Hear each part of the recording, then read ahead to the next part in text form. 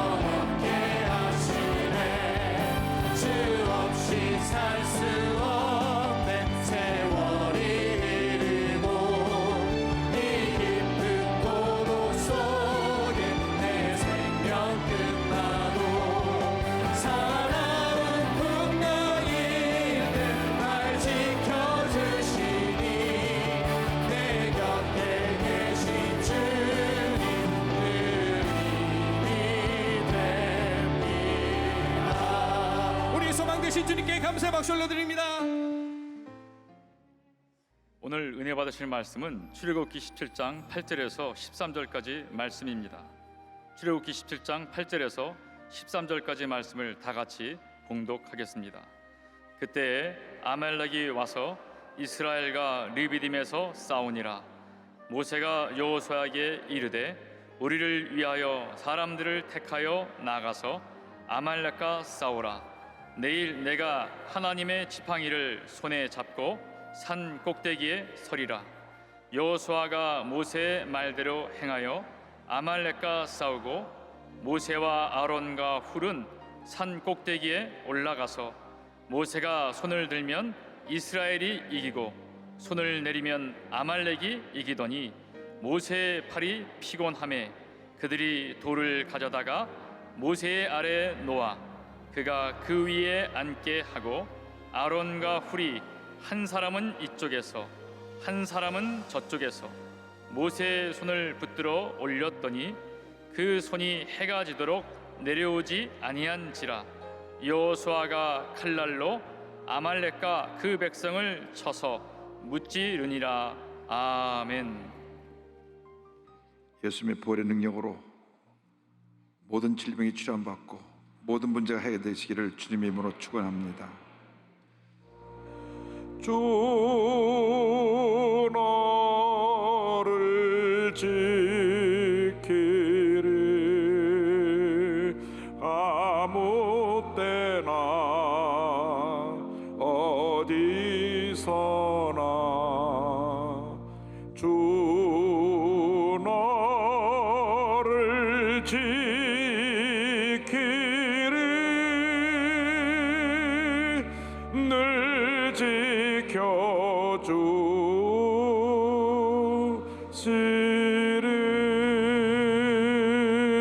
지켜주시리. 사랑과 은혜와 자비가 무한하신 하나님 아버지, 우리들은 연약합니다. 부족합니다. 우리가 병들고 아플 때, 마음에 상처받고 낙심될 때, 동서사방 어디를 둘러보아도 우리를 도와줄 그 누가 없을 때, 우리 주님이 우리 곁에 오셔서 우리를 꼭 붙들어 주시고, 내가 너를 사랑한다, 내가 너와 함께하리라, 내가 너의 모든 아픈 것을 고쳐주리라 말씀하시고 늘 은혜 주임을 감사드립니다. 코로나19로 우리가 힘이 어려운 가운데 있지만 은혜 가운데 승리하게 하여 주옵소서. 이 시간 함께 예배를 드리는 모든 예배 처소에 은혜 내려 주옵소서. 13개 지성전과 136개 기도처와 650여 예배 처소와 전국 전 세계에서 인터넷과 모바일을 통해서 함께 예배드리는 모든 성도들에게 큰 은혜로 주님 함께하여 주옵소서. 조기올로 목사님 속히 건강을 회복하셔서 귀한 사명 잘 감당할 수 있도록 은혜 내려 주옵소서. 예배를 주님께 의탁하고 예수님의 이름으로 기도 올리옵나이다. 아멘. 오늘 출애굽기 17장을 본문으로 해서 거룩한 두 손을 들라, 이 같은 제목으로 함께 말씀의 은혜를 나누기 원합니다. 제목을 한번 따라해 주시기 바랍니다. 거룩한 두 손을 들라. 거룩한 두 손을 들라.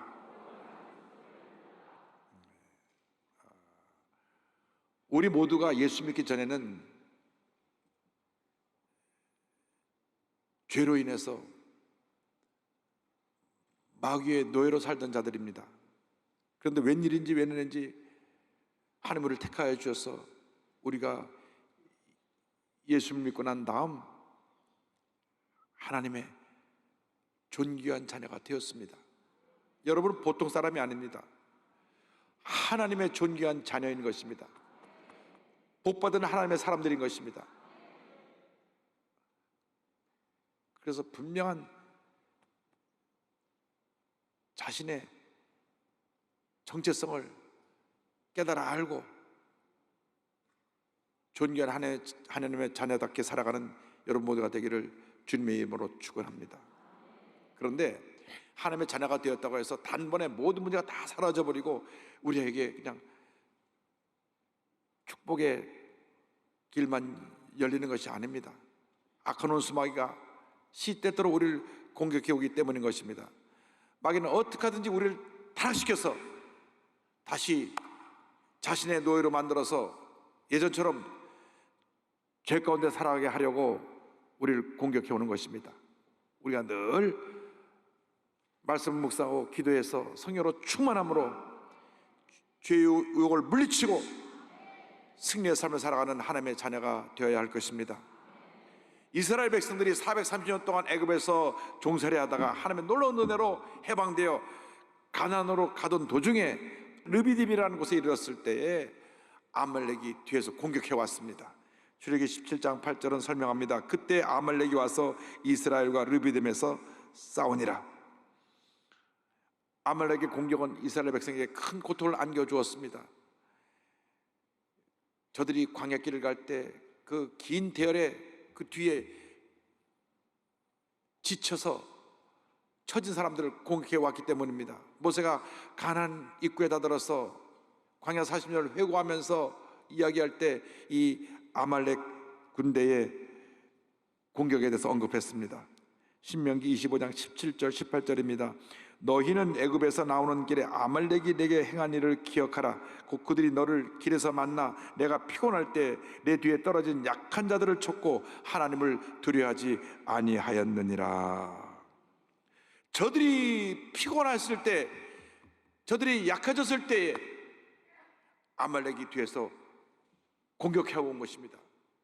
우리가 저 천국을 향해 갈 때 광야 같은 생활을 사는 동안 때때로 우리가 피곤하고 지치고 약해졌을 때 이 아말렉 같은 원수마귀의 세력이 우리를 공격해 오는 것입니다. 우리의 연약한 부분을 집중해서 공격해 오는 것입니다. 우리가 이 원수를 어떻게 물리칠 수가 있습니까? 이 아말렉을 어떻게 싸워 승리할 수가 있겠습니까? 오늘 말씀을 통해서 우리에게 주신 교훈을 살펴보기 원합니다. 성경을 보면 아말렉 공격해 올 때 모세는 여호수아에게 나가 싸우라고 하고 자신은 산꼭대기로 올라갔던 것을 알 수가 있습니다. 먼저 산 위로 올라간 모세에 대해서 설명드립니다. 출애굽기 17장 9절입니다. 모세가 여호수아에게 이르되 우리를 위하여 사람들을 택하여 나가서 아말렉과 싸우라. 내일 내가 하나님의 지팡이를 손에 잡고 산 꼭대기에 서리라. 아말렉과 전쟁이 시작되었는데 모세는 여호수아에게 나가 싸우라고 하고 산 꼭대기로 올라갔습니다. 백성의 지도자가 전쟁이 일어났는데 그 전쟁터에서 백성을 독려해서 잘 싸우라고 한 것이 아니라 본인은 산으로 올라갔습니다. 지도자가 전쟁터에서 이탈할 경우에는 백성들이 불안해하고 동요할 수가 있습니다. 원래 지도자는 전쟁터에서 자리를 떠나면 안 됩니다. 그런데 왜 모세가 자리를 떠나서 산꼭대기로 올라갔습니까? 첫 번째 이유는 모세가 위험을 피해서 올라간 것이 아니라 전쟁의 한복판이 아니라 높은 곳에 올라가서 전쟁터 전체를 내려다보고 바른 판단을 하기 위함이었던 것입니다. 이스라엘 무리가 60만입니다. 그런데 그 뒤에 처진 이스라엘 백성들을 공격해 왔기 때문에 모두가 우왕좌왕하고 지금 무엇이 어떻게 되는지 저들 상황을 제대로 파악할 수가 없었습니다. 모세는 이 같은 혼란 속에서 전쟁을 제대로 파악하기 위해서 산에 올라가서 그 전쟁터를 내려다본 것입니다. 혼란한 전쟁터에서 때로는 전세를 제대로 판단할 수가 없습니다. 군대가 엉켜 싸우면서 그냥 흙먼지가 날릴 때에 도대체 어느 편이 유리하고 불리한지를 알 수가 없었을 것입니다. 그래서 모세는 산꼭대기에서 전쟁터를 내려다보면서 정확하게 전쟁 상황을 파악하고 하나님 앞에 부르짖어 기도했던 것입니다. 여러분 일생 살아가는 동안 문제가 생겼을 때 그 문제가 부둥켜 안고 있으면 내가 지금 무엇 때문에 이 문제 속에 빠져 있고 이 문제로 인해서 지금 나에게 어떠한 일이 다가오는 것을 제대로 파악할 수가 없습니다. 눈앞에 보이는 문제 하나하나에 매달려 있으면 아무것도 해결되지 아니하고 오히려 문제가 더 커지고 문제 속에 빠지게 되는 것입니다. 그러므로 우리가 어떤 문제에 다다르게 되었을 때, 큰 어려움이 내게 다가왔을 때에 멀리 떨어져서 문제를 바라보는 그러한 훈련을 해야 됩니다. 사람의 눈으로 문제를 바라보고 낙심하지 말고 멀리 떨어져서 하나님의 시선으로 문제를 바라보고 왜 이 문제가 내게 생겼는지 원인을 파악하고 문제를 해결해 나가는 여러분 모두가 되기를 바랍니다. 사람들이 문제를 만났을 때 가장 쉽게 생각하는 생각은 이것은 누구 때문에 이런 일이 내게 생겨났다라고 하는 사람에 대한 원망입니다. 내가 부모님을 잘못 만나가지고 어릴 때부터 부모에게 말할 수 없이 무시당하고 학대당하고 자랐기 때문에 내가 오늘 이 모양 이 꼴이 되었다. 내가 학교에서 친구를 잘못 만나서 이렇게 내 인생이 망치게 되었다. 내가 아무것도 아닌데 선생님에게 야단맞고 인정받지 못해서 그때부터 삐뚤어졌다. 내가 배우자를 잘못 만나서 그렇다. 남 탓을 합니다. 그러나 사람을 탓하고 원망, 불평하고 분노한다고 문제가 해결되는 것은 절대 아닙니다. 오히려 문제만 더 크게 내게 다가오게 되는 것입니다. 성경을 보면 하나님께서 가인의 제사는 받지 않으시고 아벨의 제사만 받으셨습니다. 그런데 가인은 왜 하나님이 내 제사를 받지 않으셨는가? 자신의 문제를 살펴보지 아니하고 하나님을 원망하고 그 원망을 자기 동생 아벨에게 돌렸습니다. 분노했습니다. 창세기 4장 4절 5절입니다. 아벨은 자기도 양의 첫 새끼와 그 기름으로 드렸더니 하나님께서 아벨과 그의 제물은 받으셨으나 가인과 그의 제물은 받지 아니하신지라. 가인이 몹시 분하여 안색이 변하니. 하나님은 아담과 하와가 죄를 지었을 때 피해 제사를 제정해 놓으셨습니다. 죄 없는 짐승이 그 앞에 피를 흘리게 하심으로 너희 죄 때문에 짐승이 죽었다는 것을 보여주시고 그 짐승의 가죽옷을 집혀 아담과 하와에게 입히셨던 것입니다. 그래서 피해 제사를 제정해 놓으셨는데 가인은 하나님의 뜻을 따라 피해 제사를 드리지 아니하고 자기가 거둬들인 곡식을 갖고 하나님께 제사를 드렸고, 아벨은 부모에게 받은 교훈대로 짐승의 피를 흘려 하나님께 제사를 드린 것입니다. 그런데 가인은 왜 내 제사는 안 받으시고 아벨의 제사는 받으셨는가? 분노했습니다. 자기가 잘못한 것이 무엇인지 멀리서 문제를 바라봤어야 되는데 문제를 끌어안고 문제에 빠져서 시기와 질투와 분노로 되덮인 인간이 되고 말았습니다. 그래서 결국 그 분노로 말미암아 자기의 친동생 아벨을 쳐 죽인 것입니다. 창세기 4장 8절은 설명합니다. 가인이 그의 아우 아벨에게 말하고 그들이 들에 있을 때 가인이 그의 아우 아벨을 쳐 죽이니라. 가인에게는 인류 최초의 살인자라고 하는 수치스러운 이름이 붙게 되었습니다. 자기 친동생 아벨을 시기해서 하나님을 원망하고 불평하고 하나님 앞에 섭섭해해서 그 모든 분노를 동생에 쏟아 동생을 죽인 것입니다. 문제를 만났을 때 문제 하나하나에 매달리지 말고 멀리서 하나님의 시선으로 문제를 바라보는 여러분 되기를 바랍니다. 산 위로 올라간 모세처럼 기도의 동산에 올라가서 문제 원인을 살피고 자신의 죄를 회개하고 손을 높이 들어 주 앞에 부르짖어 기도하는 여러분 모두가 되기를 바랍니다. 우리는 문제를 만났을 때 문제와 씨름할 것이 아니라 하나님 앞에서 기도의 손을 들어야 합니다. 둘째로 기도의 손을 들어 하나님 앞에 부르짖은 모세의 모습을 살펴보기 원합니다. 모세가 산에 올라간 그 근본적인 이유는 하나님 앞에 기도하기 위함입니다. 모세는 이스라엘의 지도자가 자기가 아니라 하나님이라는 것을 알고 있었습니다. 자기는 심부름꾼이라는 것을 알고 있었습니다. 본인이 그 전쟁터에서 같이 어울려서 이스라엘을 지휘하는 것보다 하나님께 다 맡기고 하나님께서 이 전쟁을 승리로 이끌어 주기 위해서 그는 산에 올라가서 손을 높이 들고 부르짖어 기도한 것입니다. 이 손을 든다는 것은 항복한다는 것입니다. 전쟁터에 싸우다가 전사가 불리할 때 다 손을 들고 나옵니다. 항복합니다. 우리 쏘지 마세요. 항복합니다. 우리가 하나님 앞에 항복합니다. 나는 아무것도 아닙니다. 나는 주께 맡깁니다. 두 손을 들고 나가야 되는 것입니다. 주 앞에 항복할 때 하나님의 은혜를 주십니다. 모든 문제가 나에게 있습니다. 내가 교만하고 내가 스스로 잘나고 기도하지 아니하고 내 뜻대로 살려고 하기 때문에 모든 문제가 다가왔기 때문에 주님 항복합니다. 주님 날 용서하여 주옵소서. 기도의 손을 든다고 하는 것은 항복한다는 의미가 있고 주님께 다 맡긴다는 의미가 있습니다.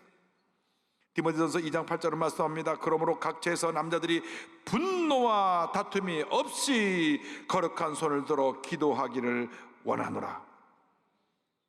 분노와 다툼은 하나님 기뻐하신 것이 아닙니다. 사도 바울이 영적 아들 디모데에게 권면합니다.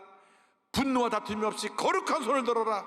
거룩한 손을 들어라. 우리가 문제를 만났을 때 사람을 원망하고 분노하고 다투는 것이 아니라 하나님 앞에 나와서 거룩한 손을 들어 주여 항복합니다. 주님께 맡깁니다. 주님 나를 도와주옵소서. 부르짖어 기도하는 여러분 되기를 바랍니다. 모세가 손을 들어 부르짖어 기도할 때 하나님께서 모세의 기도를 들어서 응답해 주신 것입니다. 여호수아가 잘 싸워서 이긴 것이 아닙니다. 모세가 손을 들어 기도함으로 하나님이 함께 해주셔서 그 전쟁이 이긴 것입니다. 그런데 모세가 손을 들면 이스라엘이 이기고 손을 내리면 아말렉이 이겼습니다. 출애굽기 17장 11절입니다. 모세가 손을 들면 이스라엘이 이기고 손을 내리면 아말렉이 이기더니. 여러분, 전쟁의 승패가 직접 싸우고 있는 군사들에게 있는 것이 아니라 모세의 손에 달려있던 것을 알 수 있습니다. 모세의 손에 달려있다고 하는 것은 우리가 손을 들어 기도할 때 하나님께서 우리를 도와주셔서 전쟁에서 이기게 해주시고 마귀의 역사를 물리치게 해주신다는 것을 말씀합니다. 손을 내릴 때 아말렉이 이겼다고 하는 것은 우리가 기도를 멈추면 마귀가 우리를 공격해서 우리를 넘어뜨린다고 하는 것입니다. 왜 우리가 자주 넘어지고 왜 자주 절망에 빠집니까? 기도의 손을 내렸기 때문에 그렇습니다. 우리가 응답에 다가올 때까지, 승리할 때까지 계속 손을 들고 부르짖고 기도하고 또 기도하고 또 기도해야 됩니다. 바쁘다는 이유로 또 사소한 일에 마음에 상처받고 낙심이 되어서 기도할 마음이 없다고 기도를 포기하면 더 큰 문제 속에 빠지게 되는 것입니다.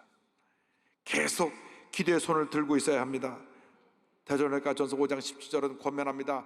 쉬지 말고 기도하라. 쉬지 말고 기도하라.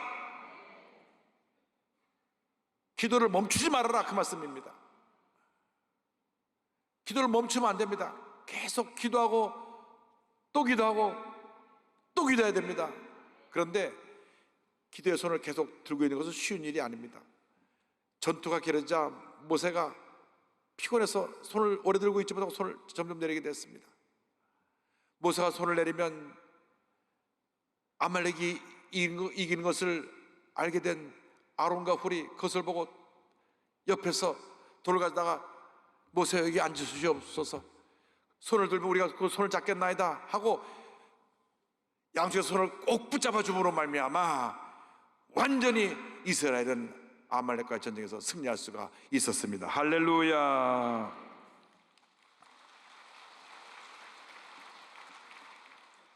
출애굽기 17장 12절 13절입니다. 모세의 팔이 피곤함에 그들이 돌을 가져다가 모세 아래에 놓아 그가 그 위에 앉게 하고 아론과 훌이 한 사람은 이쪽에서 한 사람은 저쪽에서 모세의 손을 붙들어 올렸더니 그 손이 해가 지도록 내려오지 아니한지라.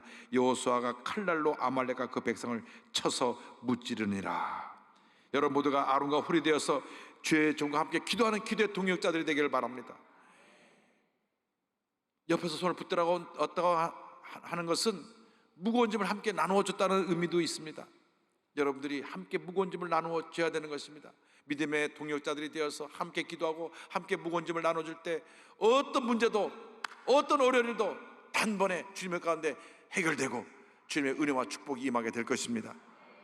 여러분 모두가 기도의 동역자가 되어서 위대한 하나님의 역사를 이루는 하나님의 사람들이 다 되기를 바랍니다.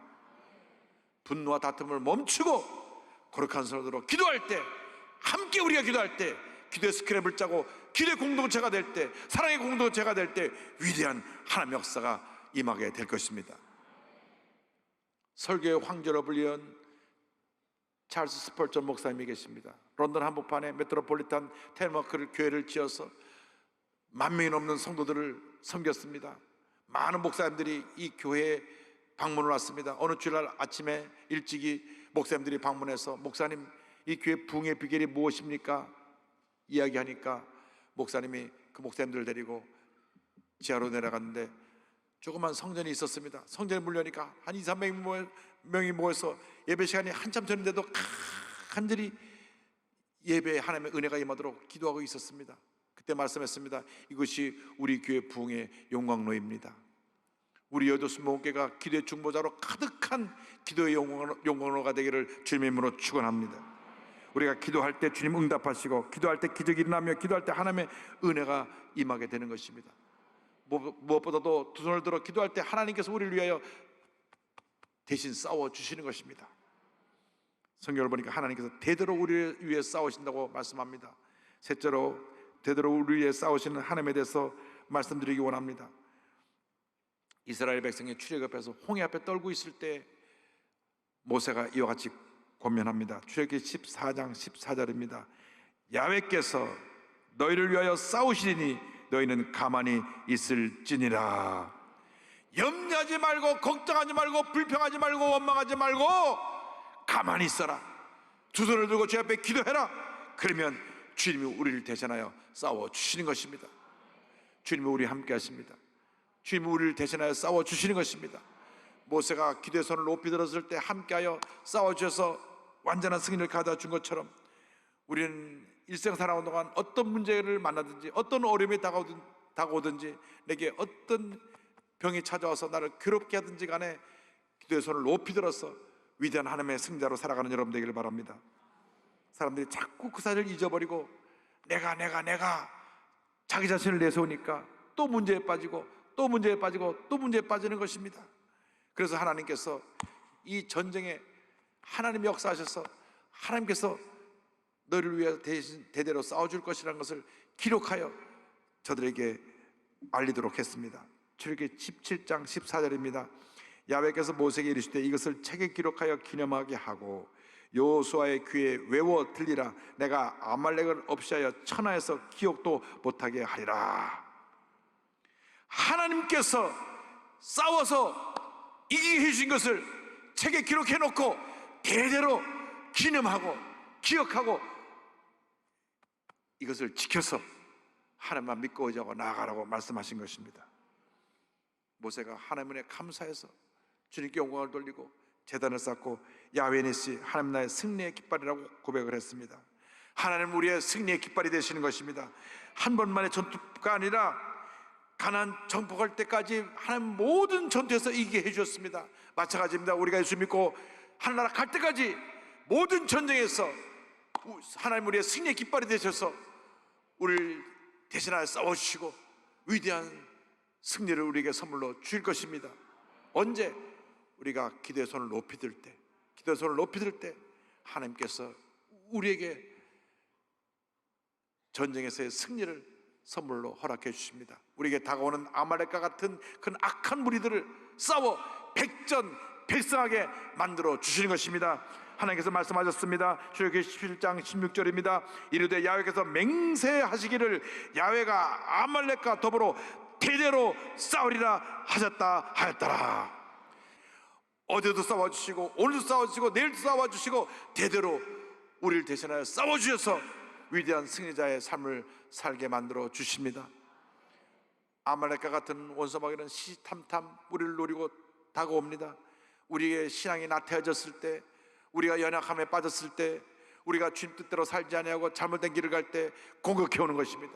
우리의 연약한 부분을 마귀가 잘 알고 있습니다. 물질에 약한 사람은 물질로 공격해 옵니다. 세상에 명예에 관심 많은 사람은 그 명예를 통하여서 우리에게 공격해 옵니다. 무언가 우리의 약한 부분이 있을 때 우리가 그것을 기도로서 강한 부분으로 바꿔야 됩니다.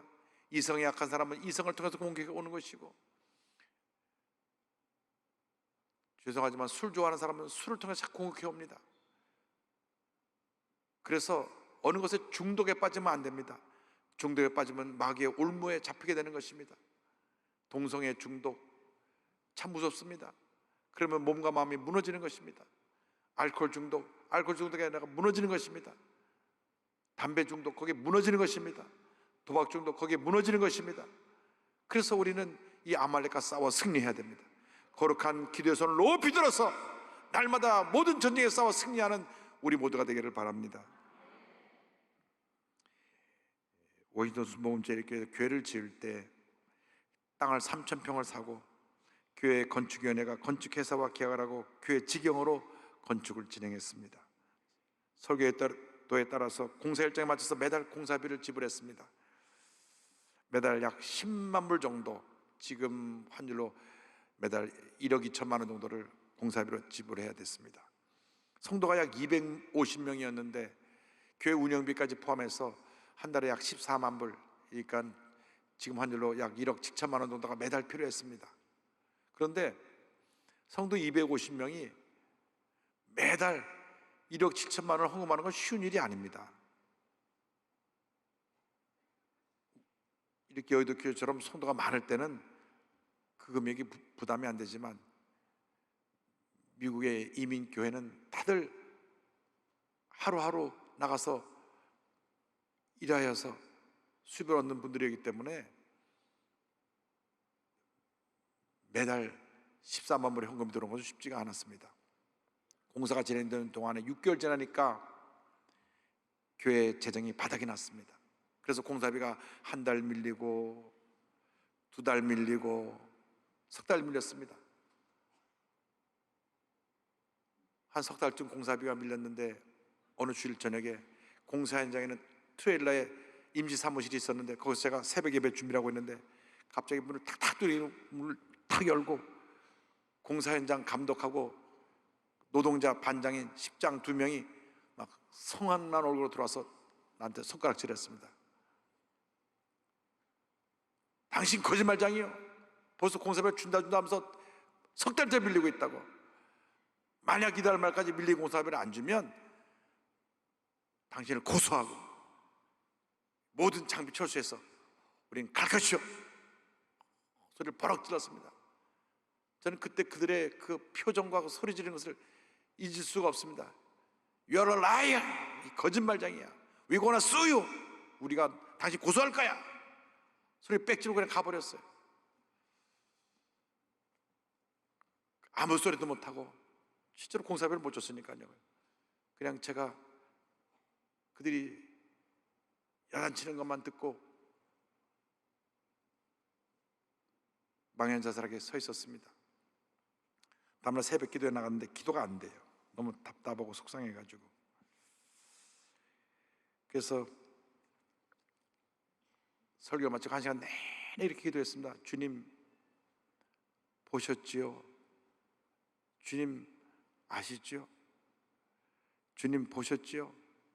주님 아시지요? 1시간 내내 그 기도만 했어요. 뭐 옆에서 제 기도를 들으면 목사님 무슨 기도를 저렇게 하나. 보셨죠? 아시죠? 보셨죠? 아시죠? 보셨죠? 아시죠? 월요일 날도 그렇게 기도하고 화요일 날도 그렇게 기도하고 수요일 날도 그렇게 기도했습니다. 다른 기도가 안 나와요. 너무 속상해가지고 어디 돈을 구할 데도 없고. 그렇게 주님께 내가 간절히 기도하고 있는데 수요일 날 아침에 9시쯤 사무실로 전화가 왔습니다.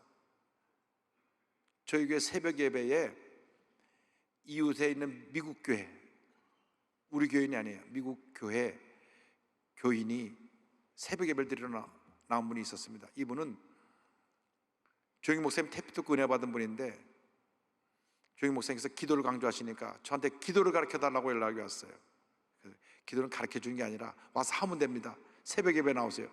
그러니까 그때로부터 새벽 예배를 이분이 안 빠지고 나와요.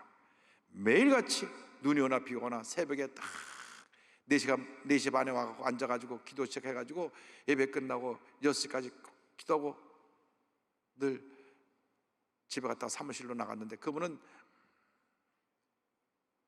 컴퓨터 프로그램을 개발하는 회사 사장이었습니다. 근데 이분이 전화가 와서 목사님께 드릴 말씀이 있으니까 좀 낮에 만나자는 거예요. 이분하고는 한 달에 한 번씩 정도씩 만나서 제가 식사하면서 신앙적인 대화를 나누고 회사에 가서 그 전체 직원들에서 기도해 주고 했었는데 만난 지 한 2주밖에 안 됐는데 또 연락이 온 거예요. 그래서 무슨 일인가 하고 만났더니 막 이분이 막 얼굴이 막 흥분돼서 왔어요. 목사님 예, 제가 오늘 아침 새벽에 기도하다가 주님의 음성을 들었습니다. 아 그래요? 아 기도는 내가 왜 나한테 안 들려주고 저 사람한테 그 음성을 드렸습니까? 그런데 주님께서 이용 목사 교회 짓는데 어려우니까 도와주라고 말씀하셨습니다.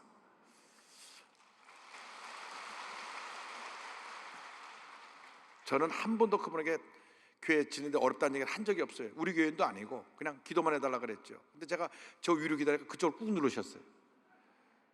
아침에 기도하는 내용입니다. 그런데 제가 하나님 앞에 저는 지금 가진 현금이 많지 않습니다. 그러니까 하나님께서 너 갖고 있는 것이 뭐냐?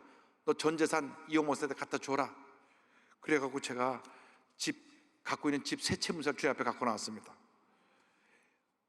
자기가 살고 있는 집까지 포함해서 집 세 채를 주님 앞에 드린다고 갖고 나온 거예요. 할렐루야.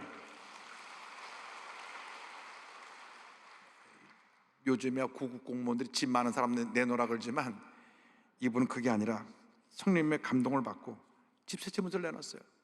그런데 제가 오른손이 하는 것을 왼손이 모르게 하고 원하오니 절대 내 이름은 밝히지 마시고 무명으로 교회에다 헌금해 주세요. 얼마나 마음에 감동이 오는지, 주님 은혜 감사한지 주님 앞에 제가 회개했습니다. 주님, 내가 주님 앞에 그냥 억울해서 떼쓴 거 다 용서해 주시고, 보셨죠? 아셨죠? 이제 다 끝났으니까 주님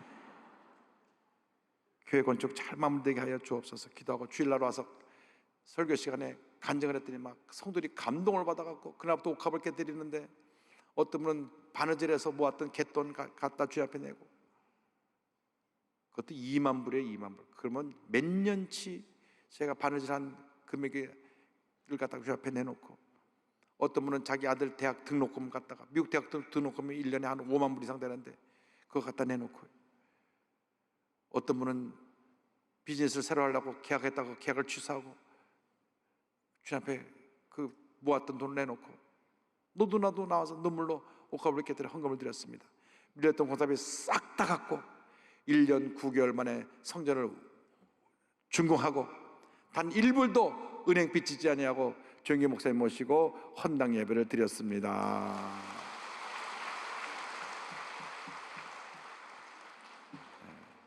91년도 헌당 예배 때의 모습입니다. 하나님께서 교회를 지어주신 것입니다. 하나님께서 일을 하신 것입니다. 우리가 하는 것이 아니라 두 손을 들어 기도하면 하나님께서 우리의 기도를 받으시고 하나님의 귀한 역사를 이루어 주시는 것입니다. 여러분, 일생 살아간 동안 온전히 주님 앞에 두 손을 들어 주의 도우심을 받고 기적을 체험하고 문제를 해결하고 병을 고침받고 날마다 주님의 축복이 넘쳐나는 삶을 살아가는 여러분 되기를 주님의 이름으로 축원합니다. 기도하겠습니다. 사랑과 은혜와 자비가 무한하신 하나님 아버지, 한 번뿐인 인생인데 우리가 철저하게 믿음의 사람으로 주님이 기뻐하시는 존귀한 하나님의 자녀로 살아가게 하여 주옵소서. 어떠한 어려움도 주님께 다 맡기고 믿음으로 승리하는 제 모두가 되게 하여 주옵소서. 예수님의 이름으로 기도 올리옵나이다. 아멘. 잠시 있는 곳에서 눈을 감고 고개를 숙여주시고 제 기도에 귀를 기울여 주시기 바랍니다. 아직 예수님을 구세로 영접하지 않은 분, 영상을 통해 예배드리는 분 가운데 어디 계시든 간에 이 시간 예수를 영접하고 여러분 운명이 바뀌어지는 기적을 체험하기를 바랍니다. 신천지에 빠졌던 분들, 동성애에 빠져서 몸과 마음이 망가졌던 분들 돌아 나와서 예수 믿고 이제는 주님 안에서 정상적으로 바르게 신앙생활하는 여러분 모두가 되기를 바랍니다. 구원의 확신이 없었던 분도 이 시간 구원의 확신을 가지고 예수 믿고 변화된 삶을 살기를 바랍니다. 가슴에 손 얹고 제 기도를 따라해 주시기 바랍니다. 하나님 아버지, 저는 죄인입니다. 어디에서 와서 왜 살며 어디로 가는지 알지 못하고 방황하며 살았습니다. 제 죄를 위하여 십자가에서 죽으시고 부활하신 예수님을 제 구주로 모셔드립니다. 저는 하나님의 자녀가 되었습니다. 지금부터 영원토록 주님과 함께 살겠습니다.